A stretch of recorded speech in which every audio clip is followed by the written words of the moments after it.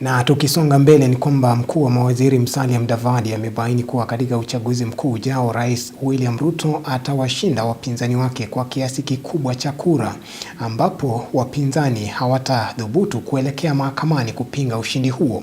Akizungumza katika kaunti ya Nandi, Mudavadi amewataka wafuasi wa serikali ya Kenya Kwanza kujitokeza kwa wingi kujisajili kama wapiga kura, akisema katika baadhi ya maeneo ambayo ni ngome ya serikali ya Kenya Kwanza, wakazi hawakujitokeza kujisajili kama wapiga kura katika zoezi la usajili ambalo lilikamilika. Kampeni za uchaguzi mkuu wa mwaka 2027 zinapozidi kuchacha, mkuu wa mawaziri Musalia Mudavadi amebaini kuwa katika uchaguzi huo mkuu, Rais William Ruto atawabwaga wapinzani kwa kiasi kikubwa cha kura na kuwafanya kushindwa kuelekea mahakamani kupinga ushindi ule. Msimamo ambao tumechukua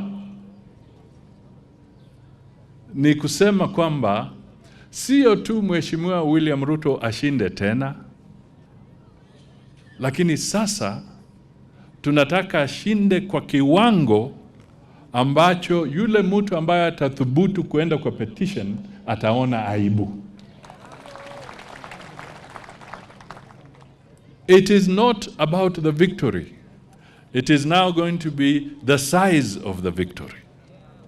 Na ili kufanikisha haya, Mudavadi amewataka wafuasi wa serikali ya Kenya Kwanza kujitokeza kwa wingi kujisajili kama wapiga kura, akisema baadhi ya maeneo ambayo ni ngome ya serikali ya Kenya Kwanza, wakazi au kujitokeza kujisajili kama wapiga kura katika zoezi la usajili ambalo limekamilika.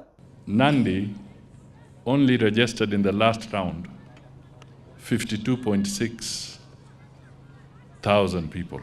Wale ambao wana identity cards katika county hii na kwengine, if you are listening to me about the size of the victory, we cannot afford to have that kind of registration. The next round is coming.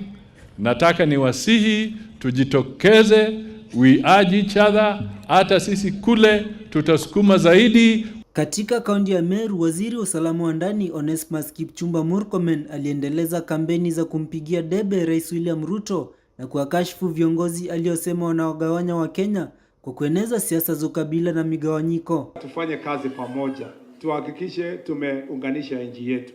Kuna watu wanatembea kwa sehemu zote wakihubiri ukabila na utengano. Ile kazi mlimpatia Mheshimiwa Rais inasaishwa kutumia ile report card ataleta, itasaishwa kupitia marking scheme ile iliwekwa wakati ya campaign. Na hii ujenzi ya taifa letu haiwezi ikasonga mbele kama tutakuwa tunahubiriwa mambo ya utengano.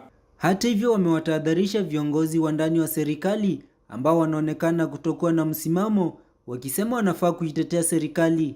Let us not speak tukiyumba.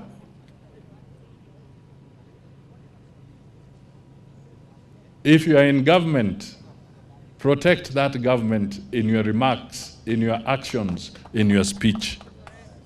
Let us be firm, let us be clear. A leader does not show doubt. A leader does not show confusion. Isaac Musyoka, Undugu TV.